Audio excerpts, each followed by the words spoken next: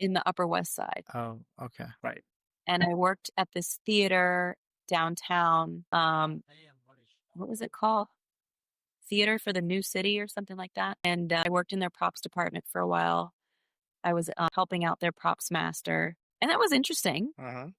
But I ended up deciding that's not really what I wanted to do. Okay. And then I was like, I really love clothes.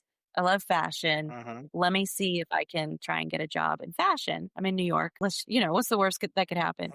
So, I so I love that. started. Okay. Oh, wow. So I started applying for entry level fashion jobs. Uh-huh. And I ended up getting this job with a men's subscription box company. Uh-huh. So it was a startup company. Okay. It was called Bombfell, and it doesn't exist anymore, Okay. but it was a really interesting learning experience for me. I learned because I had never had like a corporate job before. Okay. So it was just learning so many different things. Like I had never used Excel. I had never used Word. I had never needed to like learn about analytics. Right. We had like all hands meetings and I had to come up with like quarterly reports. Mm-hmm. And it was a big learning curve, but it was super interesting. And it was really inspiring working with all these like very fashionable, stylish people Okay. in New York City. Yes. So I Of felt like I had to course. like keep up with everybody, you know? Yes. Yes. It's kind of And race in Manhattan itself. yeah, Especially when you're yeah, working in corporate. I know that. exactly. Right. So that was all like brand new to me. I was working in Midtown and I was still like relatively new to the city. So it was a lot of new. Okay. But yeah, it was interesting.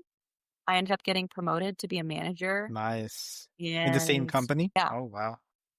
yeah. And I still have really close friends from that time, which I'm super grateful for. But at the end of the day, it still didn't really feel like the right fit just because it felt like the goal was to expand the company, to build more money for the company, to make the brand, more like, what's the word when a brand becomes bigger? Like, The scaling up? yeah, scaling it. Okay. And so it was like about business Okay. at the end of the day and Hmm.